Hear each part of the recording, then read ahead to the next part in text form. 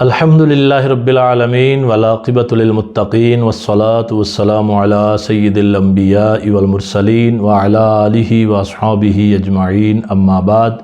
فاعوذ باللہ من الشیطان الرجیم بسم اللہ الرحمن الرحیم۔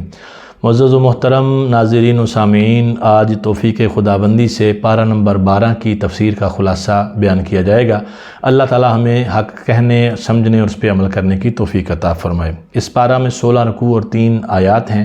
پہلے 10 رکوع سورہ ہود کے ہیں اور آخری 6 رکوع اور 3 آیتیں سورہ یوسف میں آتی ہیں۔ اس کی ابتدا میں اللہ پاک نے تمام مخلوقات کی معیشت کا مسئلہ حل کر دیا کہ لوگوں ایسے بھٹکتے نہ پھرنا، جو بھی زمین پہ چلنے والا ہے اس سب کی روزی کا ذمہ اللہ نے لیا ہوا ہے۔ اور یہ مسلمان حکمرانوں کے لیے بہت بڑا سبق ہے کہ ناموس رسالت کا مسئلہ ہو، کسی کافر ملک کی طرف سے توہین آمیز خاکے بنائے جائیں، یا حضور نبی رحمت علیہ السلام کی شان میں حکومتی سطح پر گستاخی کا اظہار کیا جائے اور مسلم حکمران اس وجہ سے خاموش رہیں کہ جی ہماری معیشت کو مسئلہ ہوگا، تو ان کو یہ سبق لینا چاہیے کہ معیشت کا جو اختیار ہے وہ اللہ کریم کی ذات کے پاس ہے۔ تو اللہ پاک جب تمہیں بتا رہا ہے کہ ہمارے ذمہ ہے تو تم اللہ پر بھروسہ رکھو اور اللہ پاک تمہاری معیشت کمزور نہیں ہونے دے گا۔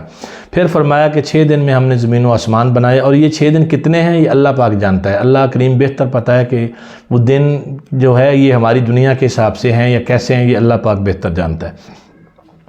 پھر ارشاد فرمایا کہ انسان کو دنیا میں اس لیے بھیجا تاکہ بہتر سے بہتر عمل کیا جائے، اچھا عمل کرے، اس کو منتخب کیا جائے، اور اللہ کے ہاں مقدار جو ہے اس کی کثرت نہیں بلکہ معیار حسن جو ہے وہ اللہ پاک کو مطلوب ہے کہ کام جو ہے وہ اچھا ہونا چاہیے، اعلیٰ ہونا چاہیے۔ اسی لیے اگر تہجد کی نماز میں 100 رکعت پڑھنے کی بجائے 2 پڑھے، ہمیشگی سے پڑھے، مستقل پڑھے اور اس پر مداومت اختیار کرے اور اچھے طریقے سے انداز سے پڑھے، قیام لمبا کرے، قرآن زیادہ پڑھے، تو وہ افضل ہے۔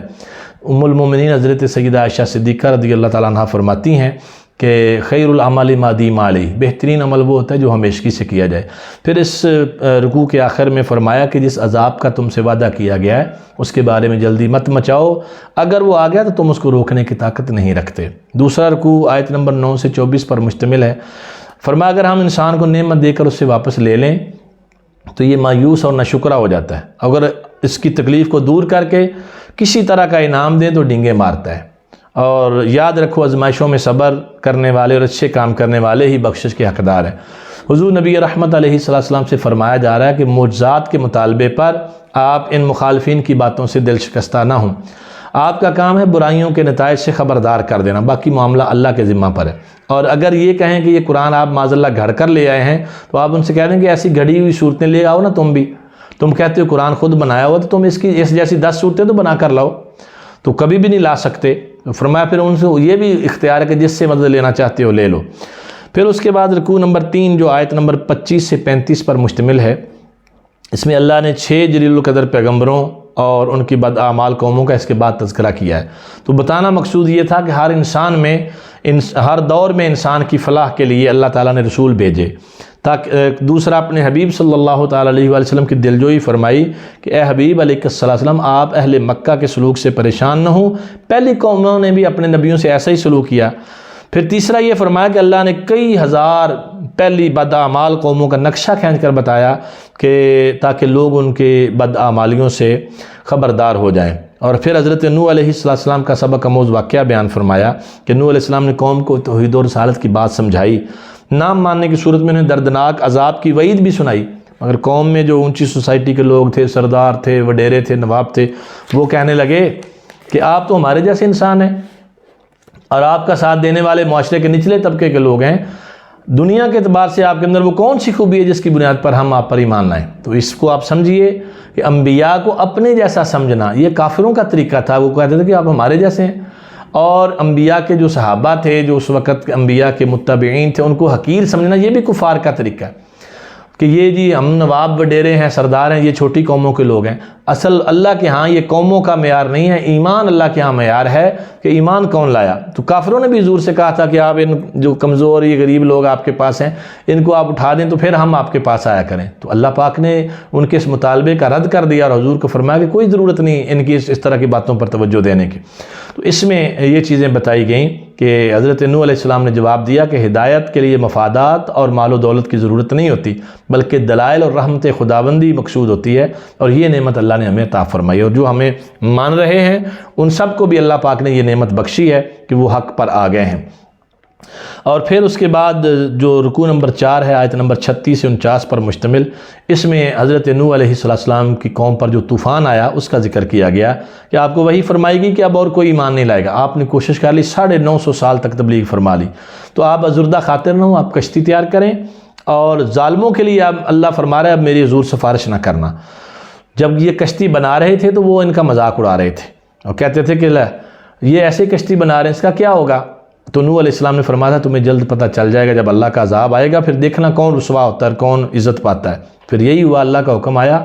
طوفان ابل پڑا، تو نوح علیہ السلام نے اللہ کے حکم سے اپنے ساتھیوں اور جانوروں سمیت کشتی پر سواری فرما لی، اور کشتی پہاڑوں کی طرح اٹھی اور موجوں کے درمیان چلنے لگی۔ نوح علیہ السلام نے اپنے سرکش بیٹے کنعان کو دیکھا تو کہا آجا تو بھی میرے ساتھ کشتی میں سوار ہو جا، تو وہ کافروں کے ساتھ نہ رہے۔ اس نے کہا میں تو اس پہاڑ پر چڑھ جاؤں گا، وہ مجھے بچا لے گا اس سے۔ تو نوح علیہ السلام نے کہا آج اللہ کے قہر اور اس کے عذاب سے بچانے والا کوئی نہیں ہے، ہاں مگر وہی بچے گا جس پر اللہ خود رحم فرمائے گا۔ تو بیٹا ڈوبنے لگا اتنے میں، پھر اس نے درخواست کی تو اللہ پاک کے پیارے نبی حضرت نوح علیہ السلام نے اللہ پاک کی بارگاہ میں عرض کیا، اللہ نے فرمایا انہ لیس من اہلک، اب وہ آپ کے اہل سے نکل گیا، جب آپ کا حکم نہیں مانا، نافرمان ہو گیا، تو اب وہ آپ کا اہل کہلانے کا حقدار ہی نہیں ہے۔ انہ عمل غیر صالح، یہ تو بدبخت بدنصیب ہے، تو آپ کے بارگاہ سے نکل گیا، اچھا عمل نہیں ہے، تو آپ اس کی درخواست نہ کرنا۔ تو نوح علیہ السلام نے عرض کیا اللہ تو معاف کر دے، تو نے معاف نہ فرمایا تو پھر میں نقصان اٹھانے والوں میں ہو جاؤں۔ اللہ کے نبی کی عاجزی اللہ کے دربار میں فوراً معافی کے طلبگار ہوئے، اور پھر حضرت نوح علیہ السلام کی کشتی جو تھی وہ جودی پہاڑ پہ ٹھہر گئی، اور ان کو حکم ہوا سلامتی اور برکتوں کے ساتھ اترو۔ 150 دن تک وہ پانی رہا، اور پھر 150 دن وہ پانی نیچے آنے میں لگے، تو پہاڑ کے اوپر کشتی اتری، اور پھر اللہ پاک نے حضور نبی رحمت علیہ السلام کو مخاطب ہو کے فرمایا کہ یہ غیب کی خبریں ہیں اور ہم آپ کو وحی کے ذریعے سناتے رہتے ہیں، تو یہ اللہ کی مرضی ہے، اللہ جیسے حضور کو چاہے عطا فرمائے، وحی کے ذریعے بغیر وحی کے جو غیب کے خزانے اللہ نے اپنے محبوب کو عطا فرمائے۔ رکوع نمبر 5 آیت نمبر 50 سے 60 پر مشتمل ہے، اس میں حضرت ہود علیہ السلام کا واقعہ ہے کہ جنہوں نے اپنے دور کی سپر پاور جو تھی قوم عاد اس سے ٹکر لی تھی۔ یہ قوم ڈیل ڈول میں جسمانی طاقت میں بہت زیادہ تھے، اور انچے لمبے قد اور اتنے طاقتور قوی الجثہ لوگ تھے، اور ان کا دعویٰ تھا کہ دنیا میں ہم سے کوئی طاقتور نہیں ہے۔ تو اللہ تعالیٰ نے فرمایا انہیں سوچنا چاہیے جس اللہ نے انہیں بنایا ہے تو وہ تو ان سے زیادہ طاقتور ہے، نہیں، اس رب نے ان کو بنایا۔ تو ہود علیہ السلام نے جب قوم کو توحید کا پیغام سنایا تو وہ اپنی غلطیوں کا اعتراف کر کے معافی مانگنے کی بجائے الٹا کہنے لگے کہ جی ہم نہیں مانیں گے، اور پھر بتایا گیا ان کو کہ اگر تم توبہ استغفار کر لو گے تو اللہ تمہیں معاف کر دے گا، اور معاشی اعتبار سے بھی تمہیں خود کفیل کر دے گا، بارش برسا کر تمہارے کھیتوں کو سیراب کر دے گا، تمہاری طاقت اور قوت میں مزید اضافہ ہوگا۔ قوم نے ایمان لانے کے بجائے مذاق اڑانا شروع کر دیا، ان کو اپنی طاقت پر گھمنڈ تھا، کہنے لگے ہم تمہاری باتوں کو مان کر اپنے بتوں کو نہیں چھوڑ سکتے، ہمارے بتوں نے تم پر اثر انداز ہو کر معاذ اللہ تمہارا دماغ خراب کر دیا،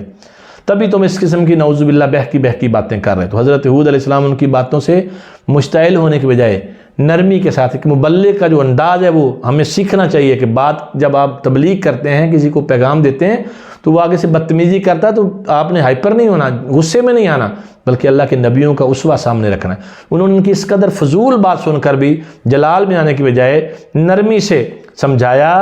کہ تم جو بھی کر لو میں اللہ کی اطاعت سے اور اس پر ایمان سے دستبردار نہیں ہوں گا، اور اللہ پر اگر تم بھروسہ کرو گے تو اللہ پاک تمہاری قوت میں اضافہ کر دے گا۔ پھر قوم کو اللہ کے حکم سے یہ وعید بھی سنا دی کہ اگر تم باز نہ آئے اور تو میرا رب تمہیں ہلاک کر دے گا، تمہاری جگہ کسی اور قوم کو اس سرزمین کا مالک بنا دے گا، اس کے لیے کچھ مشکل نہیں۔ تو انہوں نے حضرت ہود علیہ السلام کی بات نہیں مانی، آیات خداوندی کا مذاق اڑایا، انکار کیا، اللہ کے رسول کی نافرمانی کی، تو تباہ و برباد کر دیے گئے، ہلاک کر دیے گئے۔ اور فرمایا ضدی اناد پرست قوم تھی تو جن پر عذاب آیا، دنیا اور آخرت میں لعنت کے حقدار ہوئے، تو ہمیشہ کے لیے رحمت الہی سے دور پھینک دیے گئے۔ رکوع نمبر 6 میں آیت نمبر 61 سے آیت نمبر 68 تک، اس کے بعد حضرت قوم سمود کا تذکرہ کیا۔ یہ حضرت صالح علیہ السلام کو اس قوم میں نبی بنا کر بھیجا گیا، تو آپ نے انہیں توحید کا پیغام دیا، انہیں غیر اللہ کی عبادت سے باز رہنے کی تلقین فرمائی، انہیں بتایا کہ تمہیں اللہ نے پیدا کیا اور زمین میں آباد کیا ہے، تو اللہ کے سامنے توبہ استغفار کر لو، مگر وہ لوگ باز نہ آئے، بلکہ کہنے لگے اے صالح ہمیں تو آپ سے بڑی توقعات تھیں کہ آپ بھی ہمارے ساتھ مل جاؤ گے، مگر آپ نے ہمارے آباء و اجداد کی مخالفت شروع کر دی، تو معاذ اللہ ہمیں آپ کی نبوت میں شک ہے۔ تو حضرت صالح علیہ السلام نے فرمایا مجھے اللہ پاک نے نبوت سے نوازا ہے۔ پھر قوم کہنے لگی کہ نبوت کا اقرار ہم اسی صورت کریں گے کہ آپ اس پہاڑی سے اونٹنی نکالیں۔ انہوں نے بظاہر غیر ممکن معجزہ جو تھا وہ طلب کیا، تو اللہ تبارک و تعالیٰ نے حضرت ہود علیہ السلام کی، حضرت صالح علیہ السلام کی عزت افزائی فرمایا میں تو تمہیں قوم کو دلائل کی بنیاد پر توحید کی دعوت دے رہا ہوں، اور تم جو ہو وہ بیجا مطالبات کر رہے ہو، تو میں تمہارے کہنے سے اللہ کی رحمت کو نہیں چھوڑوں گا، ورنہ کون میری مدد کرے گا۔ لیکن اللہ پاک نے ان کی بات مان بھی لی، اور اللہ رب العالمین خالق کائنات نے اونٹنی پیدا بھی کر دی، معجزہ دکھا بھی دیا، اس کے باوجود وہ لوگ باز نہ آئے اور اونٹنی کی کونچیں کاٹ دیں، اس کو مار ڈالا، اور پھر اللہ پاک نے انہیں 3 دن کی مہلت دی اور پھر ذلت امیز عذاب سے دوچار کر دیا۔ جبریل علیہ السلام نے اتنی زور کے چیخ ماری کہ جس کی دہشت سے ان کے کلیجے پھٹ گئے اور وہ اوندے منہ گر کر ایسے ختم ہوئے کہ ان کا نام و نشان بھی باقی نہ رہا۔ تو فرمایا جب ہمارا عذاب آیا تو ہم نے صالح اور اس کے ساتھیوں کو اپنی رحمت کے ساتھ اس دن کی رسوائی سے بچا لیا۔ تو پتہ چلا کہ اللہ اپنے انبیاء کے ساتھ اس قدر پیار کرتا ہے، قوموں پر عذاب آ بھی جائے اللہ کے نبی اور ان کے ماننے والے محفوظ رہتے ہیں۔ رکوع نمبر 7 جو 69 سے لے کر 83 آیت پر مشتمل ہے، اس میں اللہ پاک نے حضرت ابراہیم اور حضرت لوط علیہ السلام کا تذکرہ فرمایا۔ یہ حضرت لوط علیہ السلام جو تھے یہ حضرت ابراہیم کے بھتیجے تھے، اور کچھ مفسرین نے کہا کہ یہ چچا زاد بھائی تھے۔ ہمارے فرشتے قاصد بن کر انسانی شکل میں ابراہیم علیہ السلام کے پاس آئے تو ابراہیم علیہ السلام نے ان کی مہمانی کے لیے بچڑا ذبح کیا، تو انہوں نے کھانے سے ہاتھ کھینچ لیا۔ اس وقت رواج یہ تھا کہ جس کے ہاں کھانا نہ کھایا جائے اس کو دشمنی سمجھا جاتا تھا، تو ابراہیم علیہ السلام بھی سمجھے کہ شاید یہ دشمنی پر آمادہ ہیں یہ لوگ، تو انہوں نے کہا کہ ہم دشمنی نہیں کر رہے، ہم تو اس لیے نہیں کھا رہے کہ ہم فرشتے ہیں۔ تو آئے چونکہ شکل انسانی میں تھے، تو فرمایا ہم نے ان کو جب بھیجا تھا تو پھر انہوں نے ابراہیم علیہ السلام کو بتایا کہ ہم تو قوم لوط پر عذاب کے احکامات لے کر آئے ہیں، لیکن رستے میں آپ کو اولاد کی خوشخبری دیتے جائیں، اللہ نے تمہیں اسحاق نامی بیٹا اور یعقوب نامی پوتا ملے گا۔ اور ابراہیم کی بیوی قریب ہی کھڑی تھیں اور انہوں نے اپنے چہرے پہ ہاتھ مارا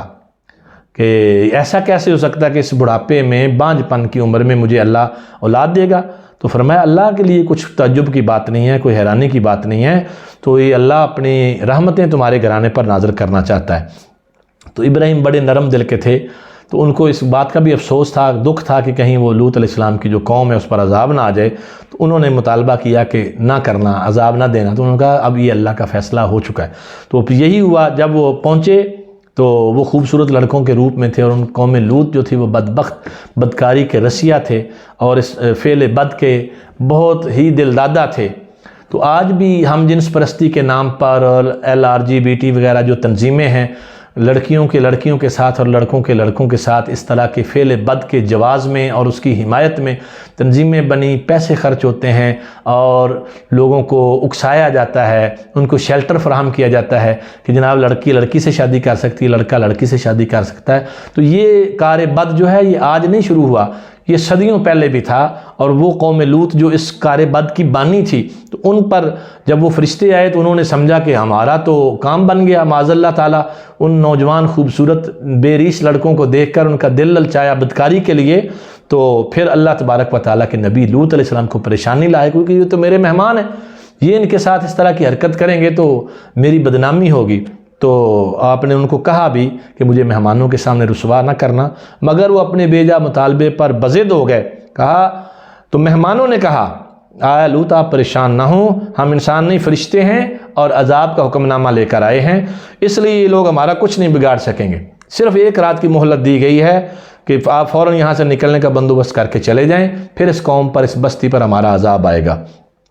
تو آپ کی جو بیوی تھی چونکہ وہ کافرہ تھی اور مجرموں کے ساتھ شریک تھی، لہذا وہ بھی نہیں بچ سکے گی، اللہ کے نبی کی صحبت میں رہی لیکن دل سے نبی کو نہیں مانا تو اس صحبت نے بھی فائدہ نہیں دیا، تو ورنہ اللہ کے نبی کی صحبت میں آنے والا کیسے کافر رہ سکتا؟ تو وہ بدبختی جیسے منافقین حضور کی صحبت میں رہتے تھے، اٹھتے بیٹھتے تھے، لیکن طبیعت میں چونکہ خصلت میں بدی تھی لہذا محروم رہے، تو وہ بھی اس طرح رہی۔ تو قرآن کہتا ہے پھر جب ہمارا عذاب آیا تو انہیں الٹ پلٹ کر رکھ دیا اور ان پر نشان زدہ پتھروں کی بارش کی اور ہر چیز ان کی نیست و نابود کر دی، تباہ و برباد کر دی۔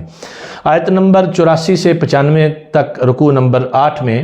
اللہ پاک نے قوم مدین کا ذکر کیا۔ اس کا پہلے بھی ذکر ہو چکا کہ ان کی طرف اسی قوم میں سے اللہ نے حضرت شعیب علیہ السلام کو بھیجا۔ حضرت شعیب علیہ السلام نے انہیں توحید کا پیغام دیا، غیر اللہ کی عبادت سے منع کیا، ناپ تول میں کمی جو سب سے بڑا المیہ تھا اس قوم کا، اس سے منع کیا۔ اب آپ دیکھیں یہ صرف ایک عمل بد تھا ان کا کہ ناپ تول میں کمی کر دے، اور اس عمل میں انہوں نے اللہ کے نبی کی بات نہیں مانی، اللہ کے نبی نے ان کو سمجھایا، وہ نہیں مانے، انہوں نے عبرت نہیں پکڑی، ان کے تیور بدل گئے اللہ کے نبی کی باتیں سن کر، تو اللہ پاک نے پھر ان پر خوفناک کڑک کے صورت میں عذاب بھیجا، ایسا عذاب سارے ظالم موت کی نیند سو گئے، اور ان کی برباد بستیوں کو دیکھ کر یوں محسوس ہوتا تھا کہ گویا یہاں کبھی کوئی آدمی بسا ہی نہیں تھا۔ تو ہمیں سوچنا چاہیے جس قوم میں ایک خامی تھی کم تولنے اور کم ناپنے کی، وہ اس طرح برباد ہوئی، اور ہم میں ہر خامی ہے جو ایک ایک قوم میں ایسا عیب تھا اور اس عیب کی وجہ سے وہ مارے گئے۔ تو اب وہ ہمارے اندر سب خامیاں، کم ہم تولتے ہیں، ناپتے ہم تھوڑا ہیں، چیزوں میں ملاوٹ ہم کرتے ہیں، جھوٹ، فراڈ، دھوکہ، ایک دوسرے کا حق کھانا، اس کو ہم بالکل جائز سمجھتے ہیں۔ روزوں کے مہینے میں صرف کھانا پینا بند ہے، باقی حرام کھانا، جھوٹ بولنا، دھوکہ دینا، اس میں ہمیں کوئی فرق نہیں پڑتا معاذ اللہ تعالیٰ۔ تو ہمیں سوچنا چاہیے۔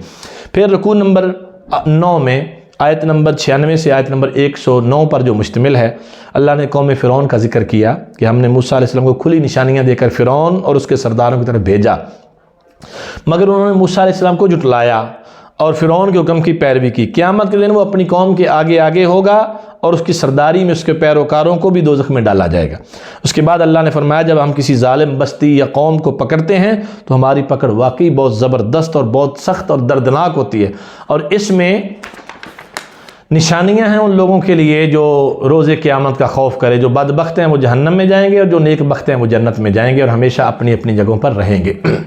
رکوع نمبر 10 میں آیت نمبر 110 سے 123 پر مشتمل ہے۔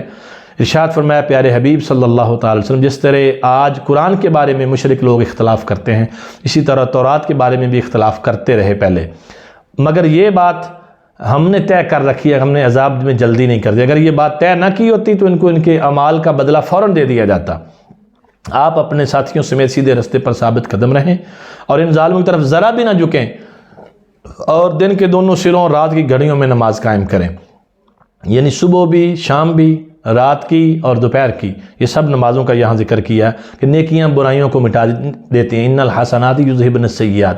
گناہ خدا نہ خواستہ ہو گیا، اس کے بعد نیکی کی تو اللہ اس نیکی کی برکت سے گناہ کو مٹا دے گا۔ اللہ نیکی کرنے والوں کو اجر کبھی ضائع نہیں کرتا۔ پہلی قوموں میں ایسے اہل خیر کم ہی پیدا ہوئے جو لوگوں کو زمین میں فساد برپا کرنے سے روکتے تھے۔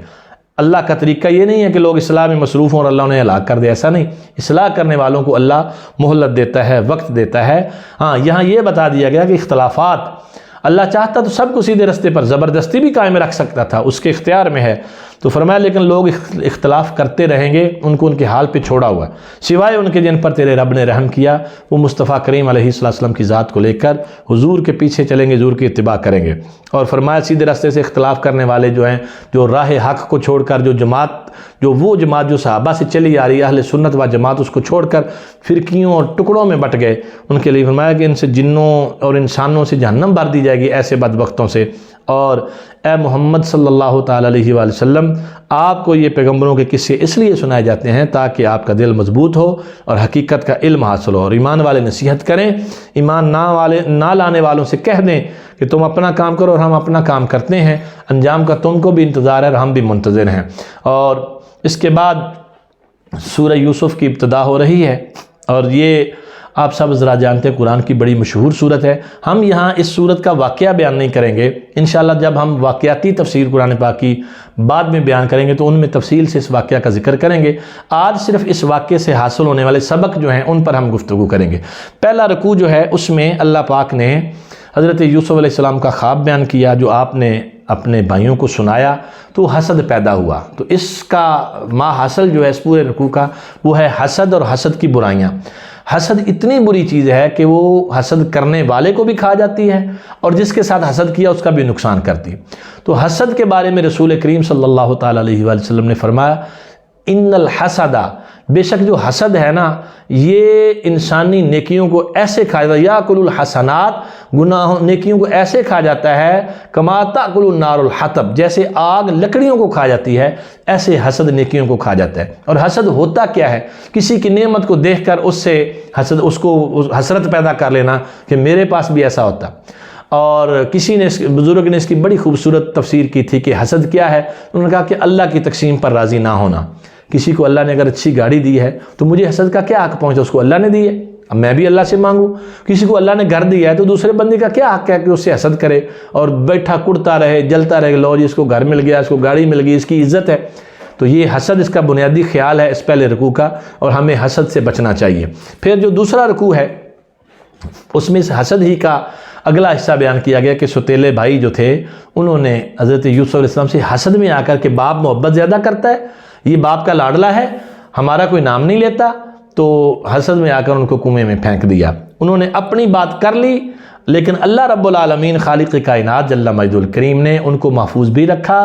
اور پھر اس کے بعد اگلا جو مرحلہ ہوا کہ بھائی جو تھے یوسف علیہ السلام کے پاس آ کر جھوٹ بھی بولا اور گناہوں میں گرے، اور اپنے یعقوب علیہ السلام کے پاس آ کر جھوٹ بولا اور گناہوں میں گرے اور اپنے ابا جی کو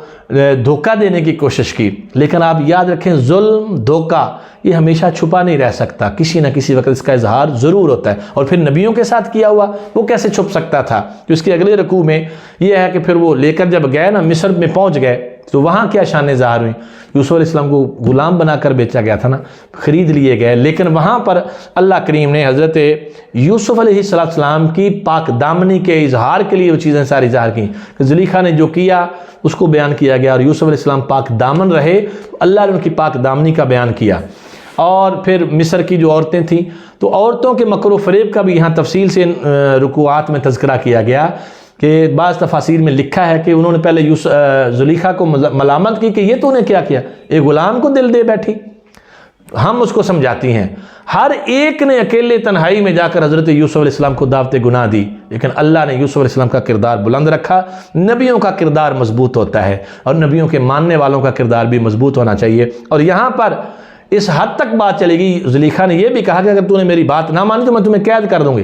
تو اپنے کردار کی پاکیزگی کو بچانے کے لیے آپ نے جیل جانا منظور کر لیا، لیکن کردار پہ حرف نہیں آنے دیا۔ پھر اس کے بعد آگے جو 15 نمبر رکوع ہے اس میں قید خانے میں یوسف علیہ السلام کا تعبیر بتانا، یہ ایک حکمت الہی تھی۔ بادشاہ کی طرف پیغام اللہ نے بھیجنا تھا، انداز یہ بنایا کہ وہ لوگوں نے خوابوں کی تعبیر پوچھنی شروع کی، کیونکہ یہ خاص علم اللہ نے حضرت یوسف علیہ السلام کو عطا کیا تھا۔ تعبیر پوچھنی شروع کی تو جب تعبیر نکلی پہنچتی بادشاہ تک پہنچی، اور رکوع نمبر 16 میں پھر وہ وقت آ گیا کہ جب اس تعبیر کا اثر ظاہر ہونا تھا۔ تو ساتھیوں نے تو خواب کی تعبیر پوچھی، ایک نے جھوٹی خواب بنا کر، دونوں نے جھوٹی خوابیں بنائی اور دونوں کی تعبیر آپ نے بتا دی، تو وہی ہوا جو انہوں نے بنایا تھا۔ وہ اللہ کے نبی سے جھوٹ بول کر دھوکہ دینا چاہتے تھے، اللہ نے ان کو برباد کر دیا۔ تو پھر وہ خواب کی باتیں باہر پہنچی تو بادشاہ کو پریشانی بن گئی، اس نے بھی خواب دیکھا تھا اور اس خواب کی تعبیر کے لیے اس نے حضرت یوسف علیہ السلام کو بلایا تھا۔ تو یوسف علیہ السلام جب آئے، خواب کی تعبیر کیا بتائی کہ تمہارے ملک میں قحط آنے والا ہے۔ یہیں پر نہیں، اب دیکھیے اللہ کے نبی نے ایک پورا معاشی پلان دیا، پورا ایک طریقہ بتایا کہ آپ اس طرح اپنی گندم کو سٹور کریں گے، اس طرح اپنا غلہ بچائیں گے، یوں سارے کام کریں گے تو جو 14 سال آپ کے گزرنے ہیں اس قحط میں، ان میں آپ محفوظ رہیں گے۔ تو یہ اللہ کا نبی صرف خواب کی تعبیر نہیں بتا رہا، ایک پورا معاشی پلان بھی دے رہا۔ تو ہم بطور مسلمان قرآن کو صرف پڑھنے کی حد تک اور ایک ثواب والی کتاب نہ سمجھیں، قرآن سے معاشی پلان بھی لیں، ہم قرآن سے آپ اقتصادیات کا علم بھی لیں، اور قرآن ہر چیز کا علم ہمیں بتاتا ہے۔ تو پھر حضرت یوسف علیہ السلام کی بے گناہی ثابت ہوئی، تو معلوم یہ ہوا کہ بندہ بے گناہ ہو، بے گناہ قید بھی کاٹ لے، اللہ اس کی رہائی کے اسباب بھی کرتا ہے اور اللہ اس کو عزت بھی عطا فرماتا ہے۔